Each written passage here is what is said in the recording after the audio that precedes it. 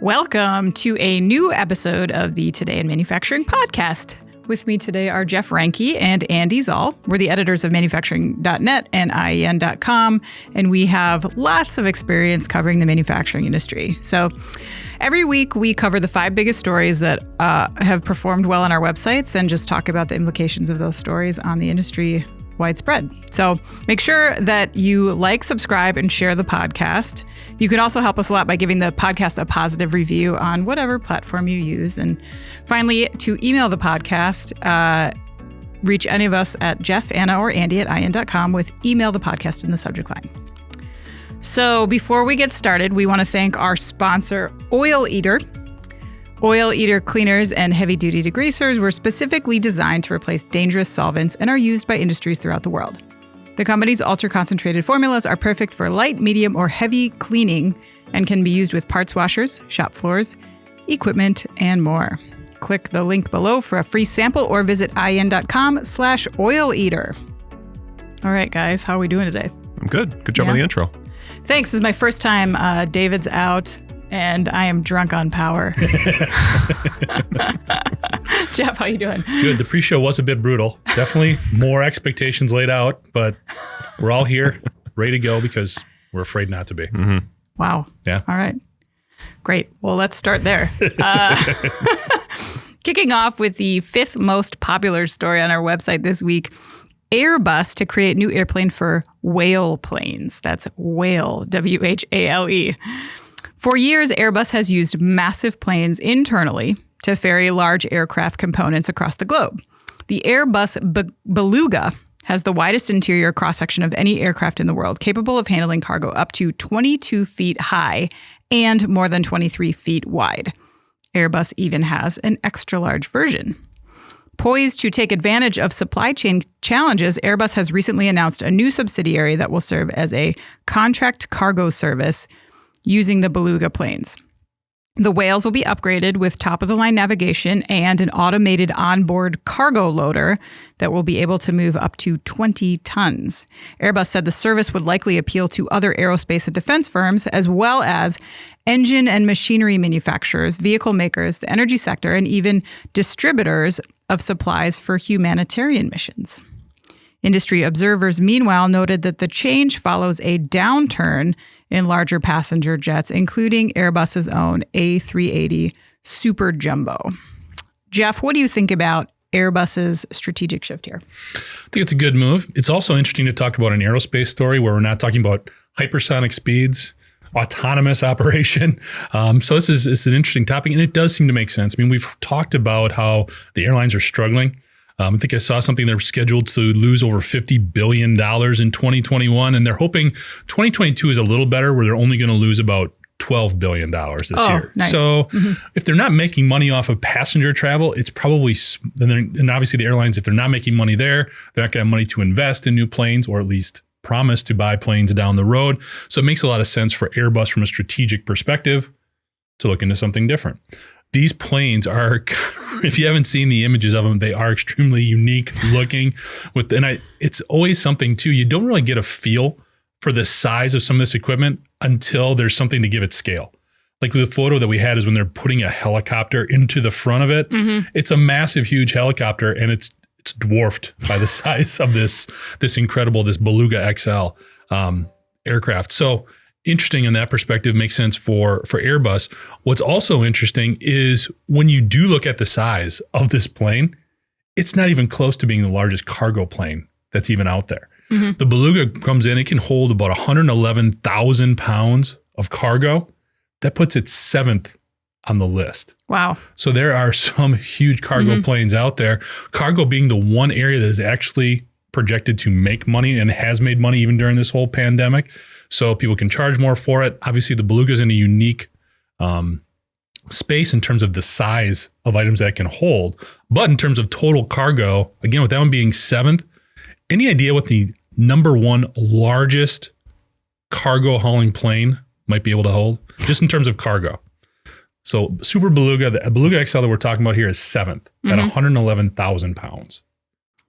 I bet you're going to tell us if we don't get it right. You have to guess. 200? Just kidding. Oh. I guess anyway. 112,000 pounds. It's without going over, right? It's actually kind of an interesting story because the largest cargo hauling plane ever built is the Antonov An-225 Mira, built in Russia, hauls 550,000 pounds of cargo. You're making that up. That's insane. Guess how many of these planes that were actually built? One. They only made one of them, used it. They were going to build another one. Soviet Union kind of fell apart, had some issues there. There is reportedly a second one of these planes somewhere in the Ukraine, kind of like the Raiders of the Lost Ark type warehouse, really?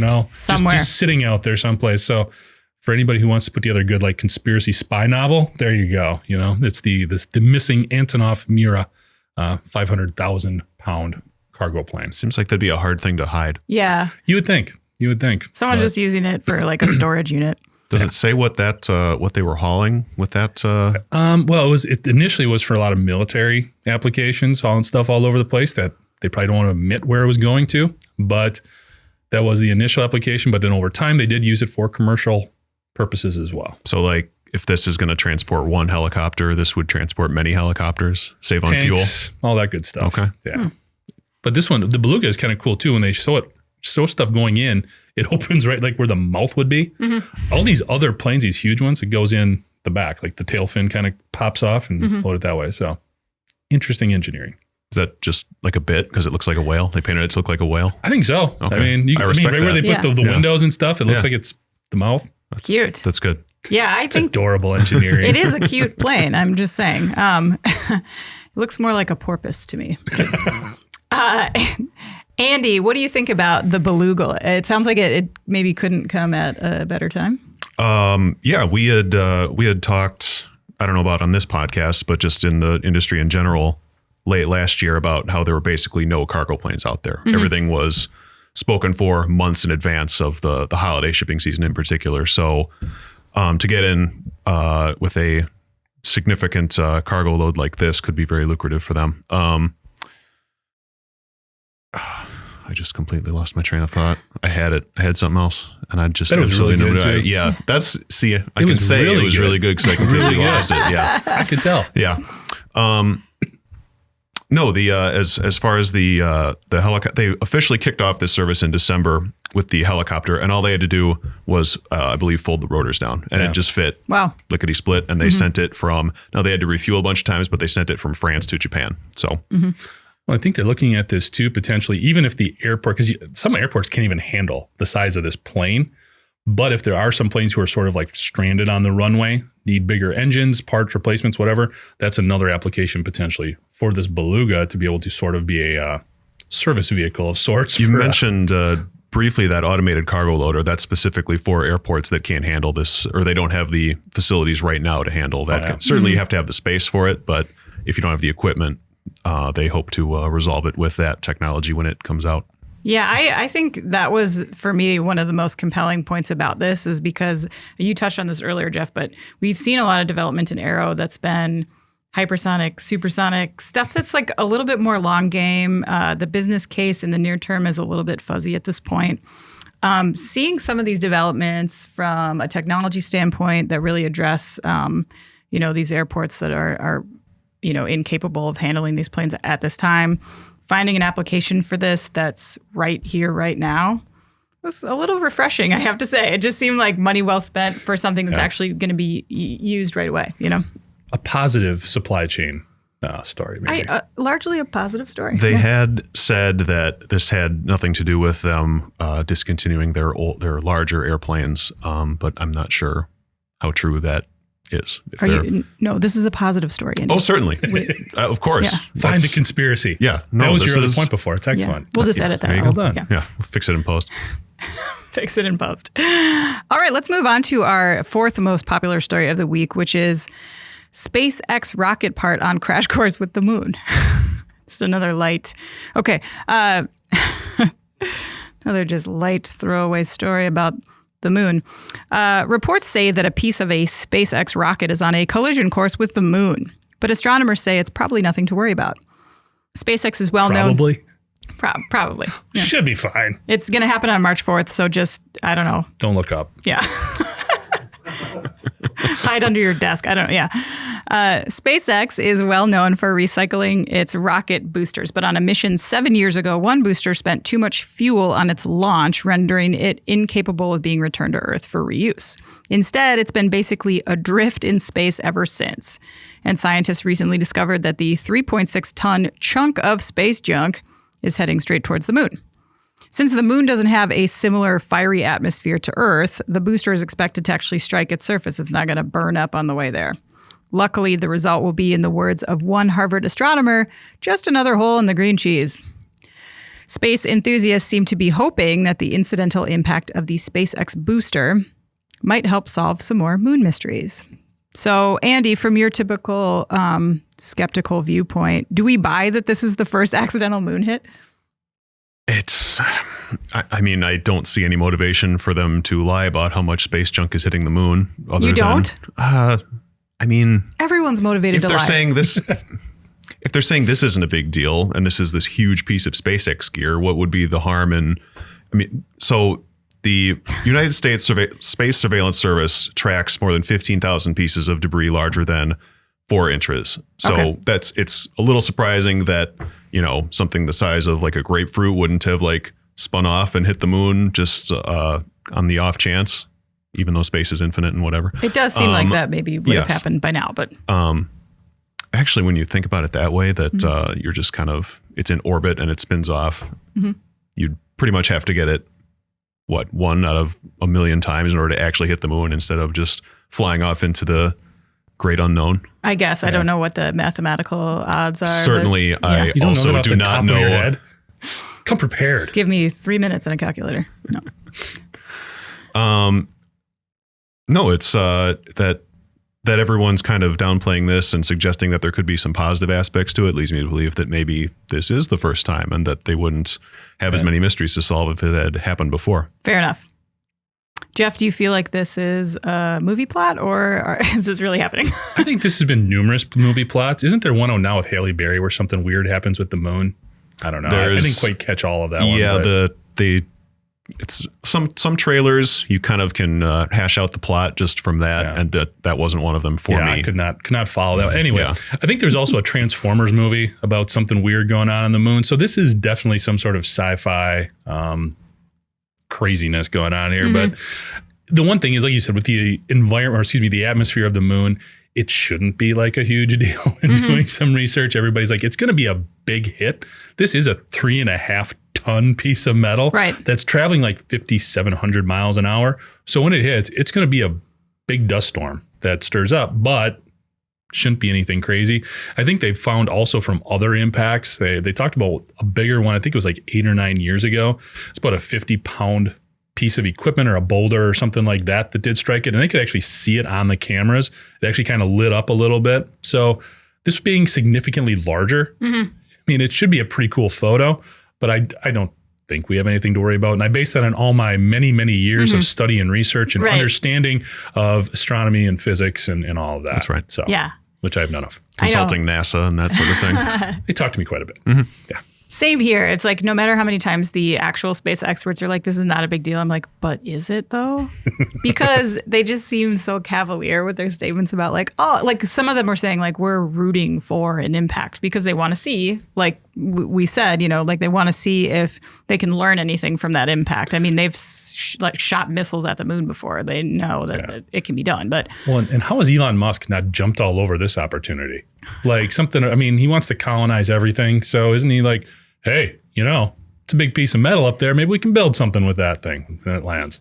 Maybe, but I also kind of feel like if he draws attention to it, like, does that encourage more people Earthside to say we should be holding them more accountable for what is going? I mean, because like, this is waste. Right, it's waste. Yeah. And, that was my first thought. And actually, The Verge kind of beat me to the punch on this thought. But they ran a report recently saying that this incident should serve as a good reminder to clean up our deep space junk.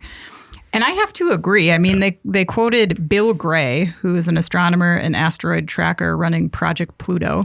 And he said, ideally, junk of this sort would be disposed of a little bit more intelligently. And I mean, we continue to traffic space with satellites, with science research, with like the worst kind of it, which is like rich people's leisure activities, whatever that is.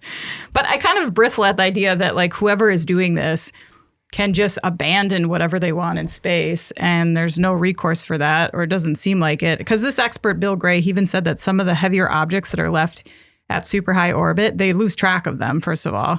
But they can also actually come crashing down to Earth because their orbits are elongated because they're so far out that when they descend, their descents are faster and more vertical. So there's not as much time to prepare for them, A. B, they're more likely to have pieces that could actually survive that intense atmosphere as they come hurtling towards Earth. So it's rare, obviously. I'm not trying to be like a conspiracy theorist or like doomsday prepper about this. I'm not going to change anything about my day-to-day. But like, it could happen. So I feel like maybe there's some best practices that we could be discussing around like what to do, like maybe create some sort of a large garbage can that we could put some, I don't know what the answer is. Space garbage can. Like a big dumpster. Well, we were talking about like the drone, like the guns for shooting up the nets for drones. That's been one of the things I've been thinking about trying to do with all this space junk. I mean, you're talking about, you're saying, they measure stuff or they keep track of stuff that's over 4 feet. 4 inches. 4 inches. 4 inches. Yep. I mean, geez, 3.5 tons. You'd think this would definitely be one that they They probably had that one. Yeah, they probably had that on their radar. Circled a little bit, highlighted maybe. So. And they believe that there's a lot of that smaller stuff that they don't track. Yeah, and it's not like this problem is going away either. And if so much of it burns up in the atmosphere, couldn't you just like nudge it? Like try to get it to come crashing down? You want to send it towards Earth? Is that your plan? Well, the smaller stuff, why not? I mean, if it's going to burn up in the atmosphere. Oh, I thought you meant this. This big one? Yeah. Well, there is that spot in the ocean, right? Don't put Jeff in charge. NASA. Are you kidding? I just qualified with all of my extensive knowledge of all of these things. There is that spot in the ocean, though, where they do send it down. Like when the space station comes down, it's that space graveyard. I think it's in the Indian Ocean. Yeah. Yeah. I don't think that people like love that, though. Yeah, maybe we don't want to throw more stuff in the ocean. That's probably a good call, too. Yeah. All right, moving on. Our third most popular story of the week. Worker claims Amy's Kitchen line speed too fast for bathroom breaks. Amy's Kitchen is a family-owned organic and vegetarian frozen foods company with a history of focusing on social and environmental justice.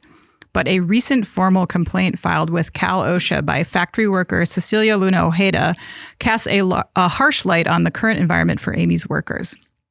The complaint also described locked fire exits, worn-out floor mats, and a lack of proper training for tasks like heavy lifting and operating heavy machinery. And it also says workers experience hostility when they bring up safety concerns. The complaint adds that workers are shamed or asked to provide a doctor's note if they request a break from the line to use the bathroom, though Amy's has denied all of these allegations. Amy's has acknowledged the company is making more meals than ever before, and the complainant contends that translates to 25,000 plates of food during an 8.5-hour shift on each assembly line. Since these reports have emerged, Amy's co-founder Andy Berliner vows the company will take action. Andy, do you think that this situation speaks to a larger issue in the food industry? It certainly seems that way, but this company in particular seemed to be experiencing some strong growth even before the pandemic, and the pandemic is obviously, with a lot of issues we've covered with regard to issues in food production, it's obviously made things exponentially worse. There's so much consumer demand, and it's ramping up the pressure on these workers to pretty much an unmanageable level, be it here or any of the other places we've talked about where workers have gone on strike. There's been union squabbles, that sort of thing. Mm-hmm. Yeah, Jeff, do you think it's a culture problem with just Amy's, or do you think that this is more easily solved than a cultural upheaval over there? I mean, yeah, it's probably not easily solved, but there's a real interesting convergence of elements here. First of all, and we've talked about this numerous times, food processing, the margins are tight. Okay, super tight, pennies on the dollar. It's also one of those industries where downtime is just an absolute profit killer. Now, typically when we talk about downtime, we're talking about machinery and components, but there is a human element of that as well. People stepping away now, you got to be able to step away and use the restroom or take a break if it's medically necessary. But that is also downtime. When you combine that sort of operating environment that's already there with the increased demand that Andy was talking about, and in particular, this company, and just to kind of put some perspective on there, I found an interview on foodnavigator.com. It is with Karen Job. She is the Chief Customer and Consumer Officer at Amy's Kitchen, She was quoted as saying last summer, "We've had explosive, unprecedented growth. We're talking in the hundreds of millions in terms of growth that was realized, but also hundreds of millions of what could have been. So it's been the year of what could have been, but in 2022, we are poised for significant growth." So you've got a company that's saying, yeah, we realized all this growth, but man, there was so much demand out there. If we could have capitalized on all that demand, we could have seen even bigger returns. This company is actually building 2 factories, another one in California, one in New York, that are set to at least the one in California is supposed to come online this year. New York begins construction this year. So they are seeing all this growth. There's increased pressure to get more stuff out the door because there's more opportunity there. So when you combine all of those factors, potentially then with what has to be some weak managerial tactics here, you've got a bad situation that was probably very fixable if you had the right tools in place, and probably managers who had a better appreciation of what was going on, still wanting to obviously meet those bigger goals and help the company grow and do more, but also realizing the environment that you're working in. And I think what added a lot of credence to these complaints for me is the woman who filed the report actually could have remained anonymous. According to California and OSHA, they're not under any pressure to identify the person filing the complaint. And she came out and wanted to be identified. She wanted to be a spokesperson for the issues that are going on here. So even if it happened once, locking a fire exit, allowing people to use the restroom, these are simple things in terms of fixes. It has got to be a culture, and you don't know if it's a culture that permeates throughout the company or a bad manager. No. You hope in this instance, it's just somebody who doesn't get it. Yeah. Well, and you have to wonder too, like you were talking about this scale up that they're undergoing right now, like how much gets glossed over or swept under the rug because people are focused on other things and maybe training takes a back seat, or maybe the executive team is, running 10 different directions like chickens with their heads cut off. And then the basics, you kind of lose focus on the basics. I don't know. Well, I think it's very easy, too, in these types of situations where the employees are working so hard, for the manager to potentially blow this stuff off is not a big deal. The door was locked one time. There was one time I said you couldn't go to the bathroom. Well, it was a big deal. And it couldn't have been just one time because these folks are filing repeated complaints about this. And all of the positive juju that you had going on with all that growth and the fact that during the pandemic, people were stocking up on all of your frozen foods, that goes away because it's not just us talking about this. This was picked up by national media, and it's bringing a ton of negative exposure to a product category, when you talk about organic frozen foods, that's seeing more and more competition all the time. Exactly. So there's a lot more that Amy's Kitchen needs to think about here than just one person filing a complaint. For sure. Yep. Yeah.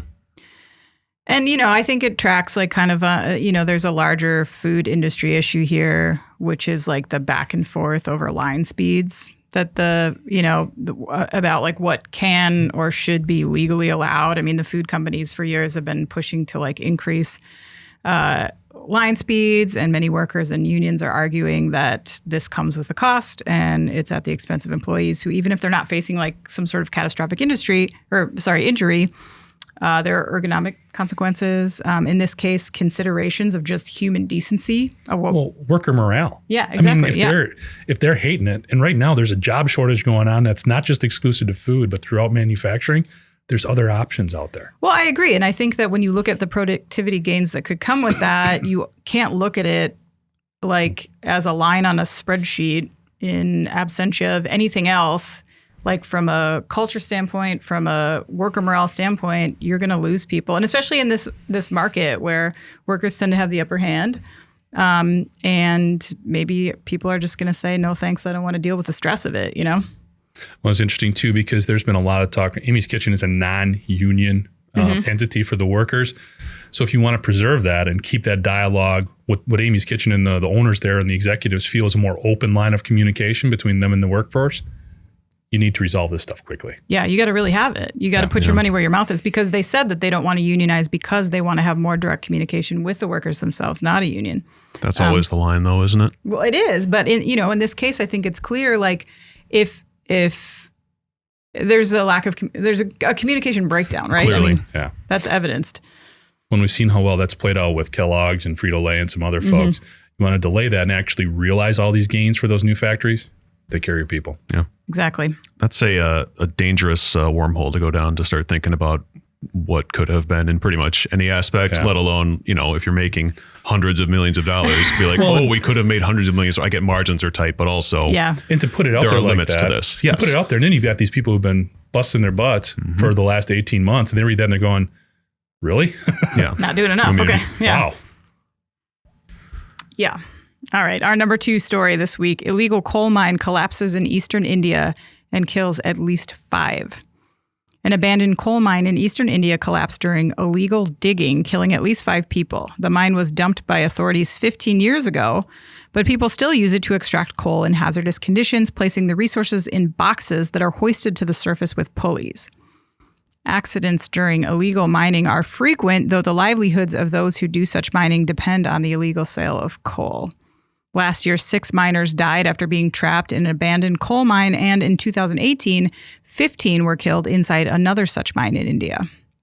Andy, coal has been the target of a lot of criticism in recent years. Is this just one more reason to transition away from this, do you think? Well, certainly if you could transition your energy systems away from coal, then these people who are just trying to survive, they wouldn't have a market to do this extremely dangerous work. Now, where that leaves them as far as economic opportunities, it's hard to say. I can't say here. I don't know what to tell you, but it shows one, how prevalent coal still is, and it shows how desperate some of these places are to make a living for themselves and their families, that they would subject themselves to these, what's the term here? Rat hole mines. Yeah, I mean, come on, like imagine the desperation just to provide for yourself and your family. So I think maybe the bigger issue here is more providing for a better, certainly a legal opportunity for these people to make money, but just in general, a way for these people to survive without putting their lives in danger. Yeah, absolutely. And Jeff, obviously, like in America, the coal industry is a shadow of its former self, right? But as Andy mentioned, it's still highly prevalent in many other emerging and BRIC nations. So, like, how do you think poor nations sort of disproportionately get impacted by the negative effects of this type of operation? Yeah, India is it's just such a weird convergence in terms of from a societal and industrial perspectives. On one hand, you've got people working in what you described as rat hole illegal coal mines. And this is, depending on the number you look at, between the 5th and 7th largest economy in the world. Okay. This is an economy that's bigger than Canada, Brazil, Italy. It's right there with the UK and France in terms of output and GDP. And yet they've got individuals who, in order to make money or heat their homes or cook food, are digging into these illegal mines. That's why the first reason that people are doing this is because they have to. There's a benefit to it. India, again, depending on what you look at, something like the 3rd worst air quality in the world. Some people put them as the 2nd most polluted country in the world. And a lot of that comes from the way that they create energy. Okay. There's still one of their leading sources of energy is burning biomass. They're burning wood. They're burning dead crops. They're burning garbage and manure. I mean, when you're doing that, coal looks pretty good. Okay. So there's either a market for them to use it in their homes and for cooking, heating, all of those types of things, or to sell it. The electrical grid in India is, big surprise here, unreliable at best. So there's a market for the coal that they're pulling out of there. What India needs more than anything else is infrastructure. Now, we talk about infrastructure here in the U.S. There's a debate over the trillions of dollars we want to spend on it. Well, one of the things that should also be considered when looking at lower cost manufacturing locations like India and throughout Asia is these local jurisdictions need to also talk about these companies helping create an infrastructure that helps them get rid of waste, because that's a long-term impact. More than the immediate economic positive elements of jobs and money coming into the area, you need to build roads. You need to build water treatment. You need to build sewage. More people in India have smartphones than toilets. This is the 5th largest economy in the world. Okay? There's something askew here. And there's a responsibility that stems from the corporations that are leveraging that low-cost manufacturing option, as well as the local government here. There's money there. There's resources there. This is what happens when those resources aren't properly utilized. Yeah, and it's definitely true that depending on where you are, if you don't have access to job opportunities, that, you know, this happens in lots of countries where people are illegally mining or, you know, involved in trades for minerals, and it's extremely dangerous, but it is people's only option. And, you know, if you look at even like the above board coal mining industry in the U.S., we've seen worker deaths fall from a peak high of 2,821 in the year 1910 to now in 2020, 5 deaths attributed to coal mining. And you see a lot of chatter around the coal industry, like lobbying and trying to remain relevant. And the fact of the matter is there's a safety concern as well.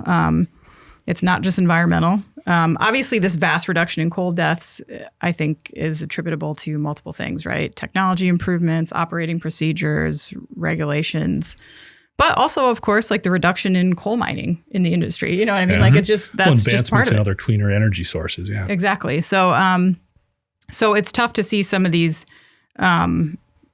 people struggle through trying to deal with this resource that, you know, bites back, unfortunately. It underscores how the rules are different when your survival is at stake, and you know these in regard, not even in coal, and pretty much any black market you want to name. All right, moving on to our number one story of the week: how Brad Pitt's green housing dream for Hurricane Katrina survivors turned into a nightmare. That's a mouthful.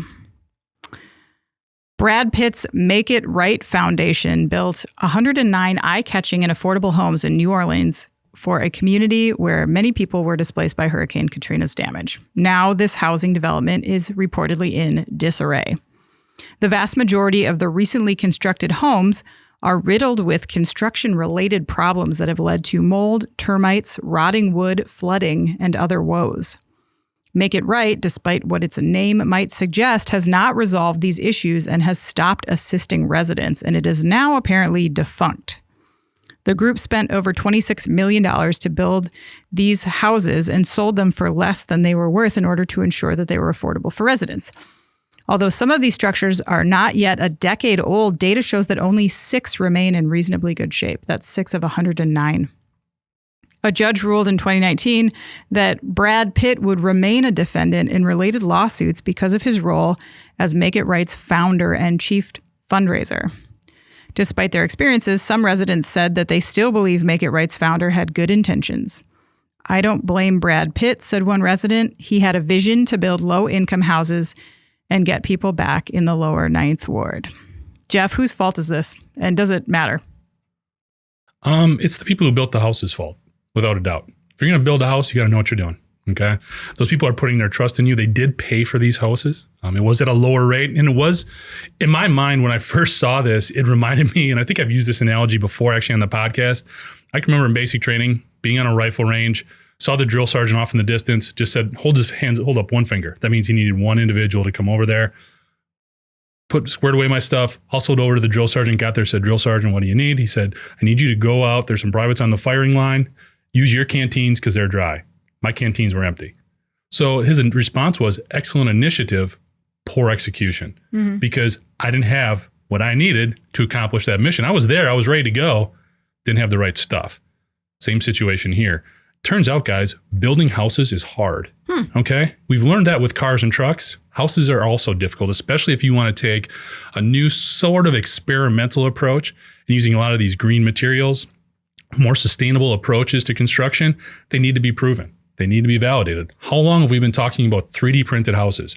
Great option. Makes all the sense in the world from a material conservation perspective, makes all the sense in the world from a cost effectiveness perspective.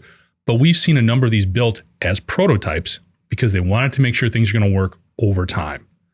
This was rushed into place with the best of possible intentions, but those intentions mean nothing now because all of these people are displaced. And what you've got is basically just a bunch of shacks that aren't worth the materials they were made out of.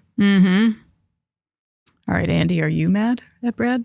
Not at Brad. I'm going to try not to climb onto my soapbox too hard Get here. up there. Get up there. I'll give you a boost. Certainly, me and Brad have something in common that we do not have the answer to the affordable housing crisis in this country.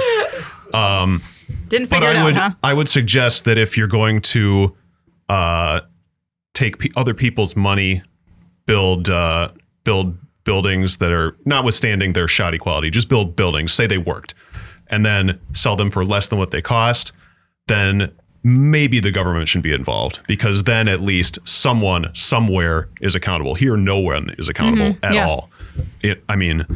Sounds like they disappeared, right? Well, yes, and the exactly. leadership, though, if you remember, the leadership down in New Orleans at that time was horrible. I mean, they were chastised for everything that they did wrong because they did nothing right, and this kind of adds on. No one's going to tout the luxuries of government public housing. That's not anything that anyone would confuse with luxury or anything like that.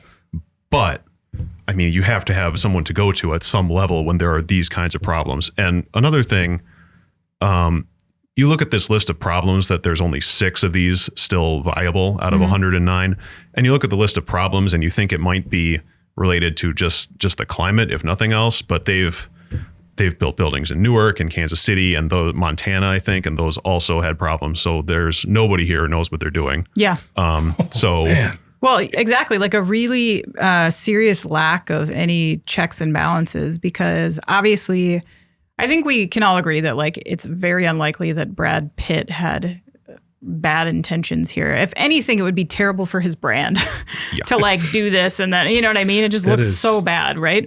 Yeah. I mean, he lives in New Orleans, or he did. Like, I think that probably his heart was in the right place. But again, as we've covered, if you are not in the construction industry, you might not be the right person to be like on the board of this. You know what I mean? Like just wanting to do this is one thing.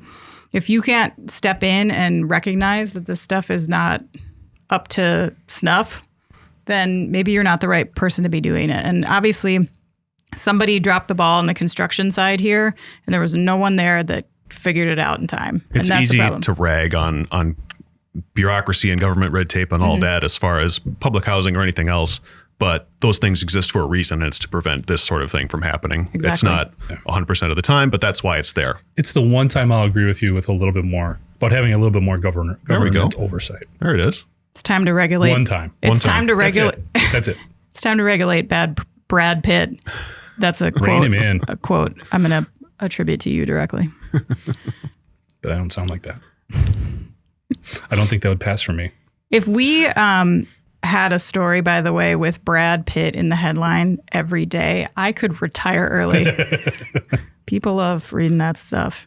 All right. We're going to move on to our In Case You Missed It today. These are the stories that we ran on our websites this week that we feel maybe didn't get enough play, and we want to talk about them a little bit more. So I'll start with you today. Ooh, I don't know. Who's it going to be? Yeah, the power. Again, the power.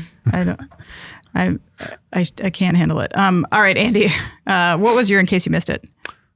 Mine is, we'll go back to last year.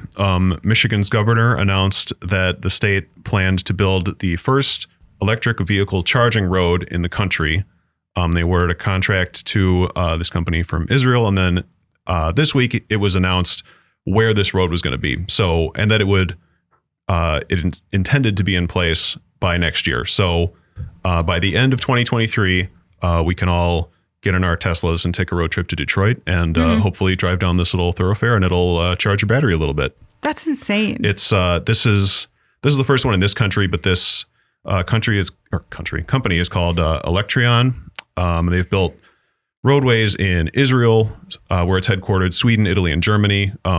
Europe, there's, I know there was a chargeable, I think a bike lane in the Netherlands or something like that. So this is not a world first, but it's a big deal that it's happening for the first time in this country. It's in the same corridor where Ford is restoring an old train station where it wants to develop self-driving vehicles. So that's another angle here as far as electric and autonomous vehicles. And how it works, just from a very 10,000 foot perspective, is there's basically coils underneath the roadway. And then there's a power receiver unit on the car, and it just kind of wirelessly, I suppose, would have to be, charges your car as you drive down this road in Detroit. That's amazing. Next year. Who pays for the juice? Just like that's an excellent question. I'm not prepared to answer at this moment. Oh, sorry. Sorry. Didn't mean to put you on the spot. Maybe that's rhetorical. I don't know. No, you guys feel free to expound on this a little more. I'll dig around for that. Yeah, I'm just curious because, you know, I mean, a free charge, that's great and all, but that just feels like I'm missing something. It might just, I mean, maybe it's a tollway. maybe the city just eats it and considers it a sunk cost as far as keeping emissions. Detroit has had to eat a lot. Yeah. That's like, I know it doesn't say anything in the article, but do you know how long of a stretch of road this would be? Couldn't tell you. Interesting. Yeah. Cool technology. And it is, what's reassuring is that it's been done in other countries. This isn't like a pilot program. I would think just the very nature of it the government must be picking it up in some way, shape, or form in terms of the electricity being generated. But cool technology. Yeah, it's not unheard of there's places where you can charge your car for free and it, you wonder, like, as this stuff starts to scale, if that changes. It's so niche right now that it's probably not a huge concern. But at some point, when people have all these forecasts of when they want to be all electric, that sort of thing, at some point in these next decades, you're going to have to figure that problem out. Yeah, exactly. That's future. Yeah, we'll worry about Michigan's that later. Problem. Cross that bridge when we come to it. Kick that can down the road. All right. The electric tollway. Down the electric tollway. Charge it at the same time. Put a rooster on it, as they say. Jeff, what's your in case you missed it this week? Well, Anna, it's interesting how you were saying you were drunk with power. I am. Because my in case you missed it, still am. Okay. Seeing as how you are drunk with power. The folks in Massachusetts, not so much. Okay. So we have a sister publication called Cannabis Equipment News, talking about all the things that are going on there in terms of developing cannabis as a legal product in a lot of states, a lot of the manufacturing and processing that's going on around those different types of products. And CEN ran an interesting story talking about how Massachusetts is actually seeing more tax revenue from cannabis related products than alcohol. Interesting. Now, I've drank with some guys in Boston before, so this hit home. I mean, those guys, it's no joke. I mean, we in Wisconsin thinks we can handle ourselves at the bar. Boys in Boston and Massachusetts, not far behind. So it was interesting.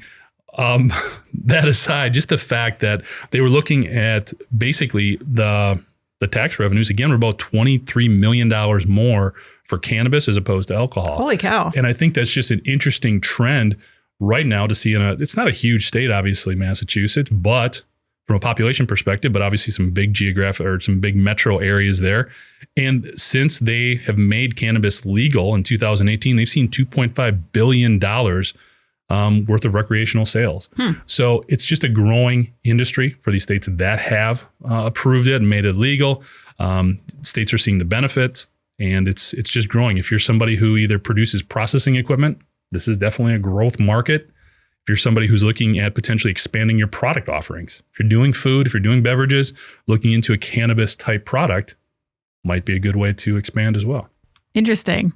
So I wonder if the cannabis industry is represented by, like how alcohol has the ATF and kind of a lobbying on their behalf to, is cannabis fall under any of those umbrellas? And if so, is anyone lobbying for reducing those taxes? I know this was one of the ways that people were trying to push this through in a lot of states, saying look, we can tax this. It'll be a huge generator of revenue. At some point, will people try to skate back a little bit on that and say, like, let's try to maybe normalize what that rate is? Where that's been a big issue, particularly in California, is that the cannabis is cheaper on the illegal market.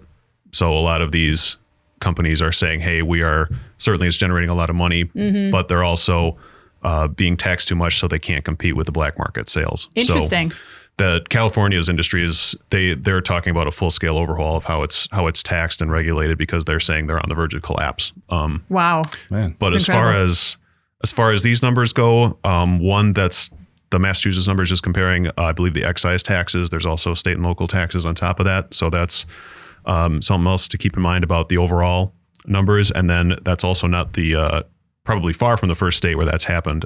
This headline says Illinois collected nearly $100 million more in marijuana tax revenue than alcohol sales in 2021.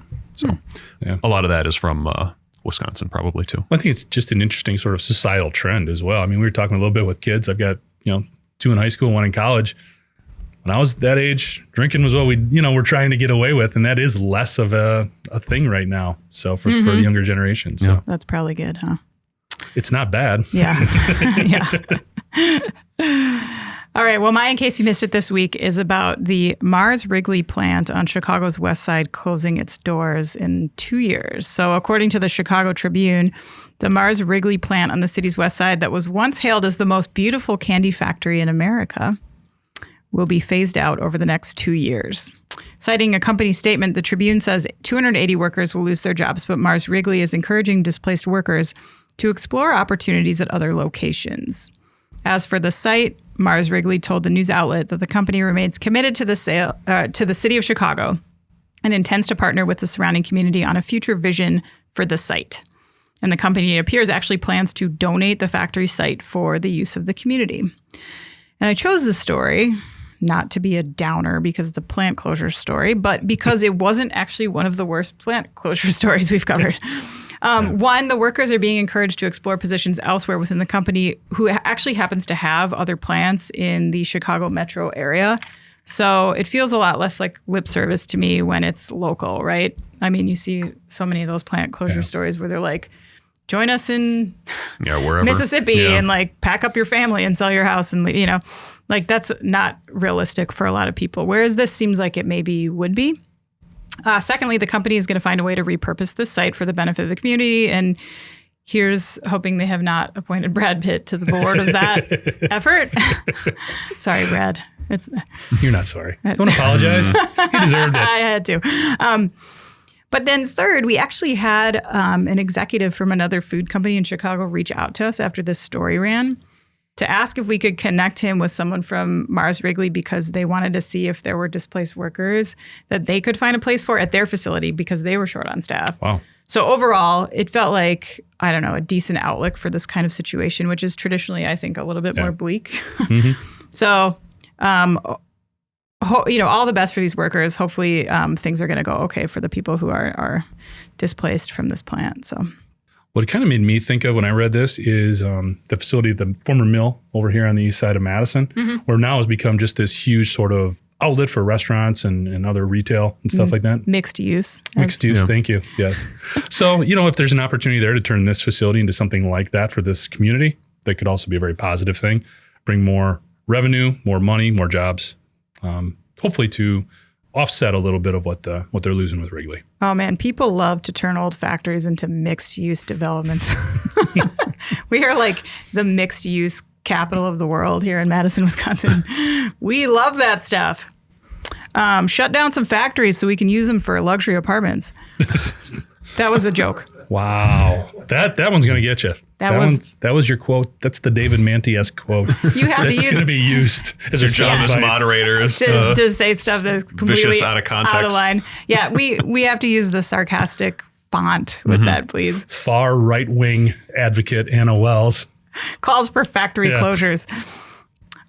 Please do not put any more mixed use stuff in this town. We're good. Yeah, we have a lot of it. We have tons of it. Yeah. We're fine. Anyway. We're fine. Everything's good here. Yeah. One use, please. Yes, one use. Only one use. Please, manufacture things. We have enough Kitsch. Okay. Before we wrap up with our final thoughts, let's once again thank our sponsor, Oil Eater. Oil Eater cleaners and heavy-duty degreasers were specifically designed to replace dangerous solvents and are used by industries throughout the world. The company's ultra-concentrated formulas are perfect for light, medium, or heavy cleaning and can be used with parts washers on shop floors and in equipment and more. Click the link below for a free sample or visit in.com/oileater. All right. Final thoughts, Andy. It is once again time for my quadrennial hot take that the Winter Olympics are better than the summer. Quadrennial. I don't know how hot a take that is, but It's a little hot. a little bit. I Yeah. think, yeah. I think people make a bigger deal out of the summer ones, but I like watching the weirder sports in the Winter Olympics more than the weirder ones in the summer. You're a luge You're guy? skiing, rifle. Luge is fun. You're shooting while skiing sports. That's good stuff. What is that called Watched again? some curling last Biathlon? night. Yes. That's the biathlon. weirdest thing. Yeah. Yeah. But like really like application, like the potential there, like you could see back in the day that that's what you were doing. Sure. Skiing and shooting. I What you had to guess. do in the winter. Yeah. I'm looking like forward to ski jumping in particular. That's my favorite. See, all those sports, though, they're entertaining for me for like 10 minutes. Yeah, that's the point of the Olympics, right? Yeah. 10 minutes at a time. Yeah, check them out, and then These move people along. train for a Yeah. lifetime. You watch for 10 minutes. Listen, That's what we do. No, I love the Olympics. When it's on, like 3 weeks of like always having something to watch. And then when it's over, I kind of miss it. yeah, Because you're just like, oh, now I have to figure it out. it's a nice February pickup when it rolls around. It sure is. Yeah. I'm with you. Meh. Jeff, I roll. Not a huge Olympics fan. Yeah, of course you're not. Take that however you want. Whatever that means. Man.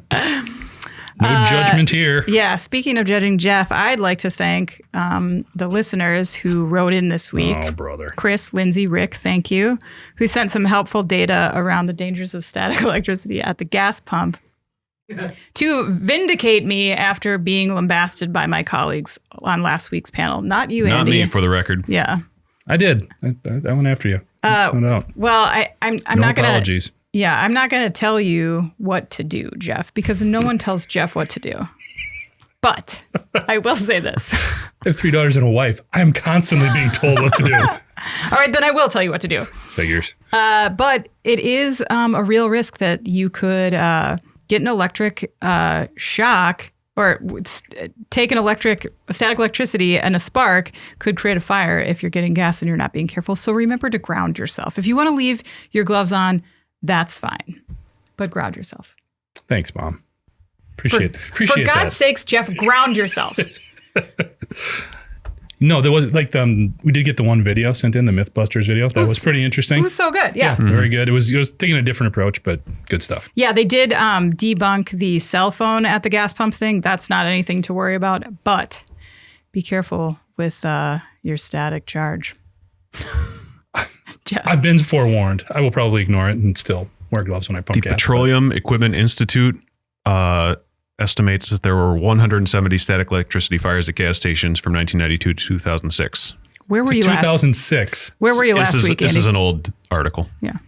2006? Come on. You're gonna Nothing since then? Nothing since since then. I have since. not. I think you're misrepresenting what Andy is saying. I will call Put the a rooster on Petroleum that. Equipment Institute, an agency I have never heard of, and I will get back to you on that. How about that? All right. Sounds good. All right. Well, let's go to the audience here. We have a comment. Mary B, who's watching the podcast right now live, says Winter Olympics are definitely better than the summer. All right, Andy. People get it. And then Mike Peterson says, curling. or the skeleton, and I don't know what that means. So, Curling for the win. Skeleton is like one person luge. oh, okay. So it's an industry term. Danger sledding. We can call it that. Yeah, you almost watch that like you watch NASCAR just for the crashes. Mm-hmm. Yeah. And those are horrible. Jeff, your final thought. Final thought is thanks for educating me, Anna, on static electricity. Any time, gonna- Jeff. Let that one go.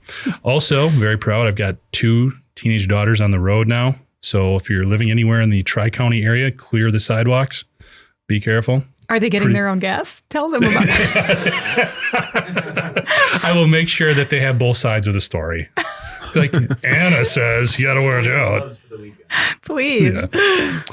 Also, I had a lot of reader feedback with the trivia question. We actually had probably the most responses ever to a trivia question, and they were split between two answers. So just to recap, the question was, let me get the right card. How do you store oily rags? A was in a commercial dryer, which thankfully nobody said. That's good. We don't want to mix oily rags in heat. That probably won't be the best idea. The other options were being an open, well-ventilated metal container, which is wrong. The correct answer was C, in a covered metal container. I would have said underneath your pillow. Under your pillow? At night, is that where you put your oily rags? That's where I put them. It's interesting. It's right above the furnace. Much. That is not a best practice endorsed by this podcast. No, or sorry. Andy or I. That's what Anna wants to do. Thoughts are my own. So with that, we did have a fair number of correct answers, one of which was Marina. Okay. Now, last time we said she had missed the fourth question in a row. She actually emailed after or while we were recording that episode. Oh, wow. With the correct answer, she's up to 5 in a row. Holy cow. And Nice. Mark is actually up to 2 in a row. So we do have a little bit of competition between Marina and Mark, although we need to take care of Marina because 5 in a row, we need to do something cool there. I mean, we need to get other prizes besides. Yes, she's t-shirts. probably tired of that shirt coming once a week. Yeah. No. So Like a crew neck or we something? need to do something. Maybe we'll cut the sleeves off or something. There you go. Great idea. Yeah. Moving on. Yeah. This week's question. All right, you ready? When using a hammer, you're familiar with a hammer? Certainly. You know what that is? Okay. When using a hammer, you should never A, hit another hammer, B, smash walnuts, or C, hammer nails over your head. So you've got a hammer. Which of these should you not do? Hit another hammer, smash walnuts, or hammer nails over your head. What? Email the podcast with the correct answer. Why are you confused? I don't know. What's so difficult about The that? wording like- on that yeah, last it answer just- was a little interesting. Hammering nails over your head. I got it, but we got there. It took me a minute, though. All right. To no one's surprise. I'm going to let you go. That's a freebie, Andy. I'm just going to let that Appreciate one go. that. I feel like the trivia question just jumped the shark. That was a weird one. Kind of want some walnuts now. Yeah.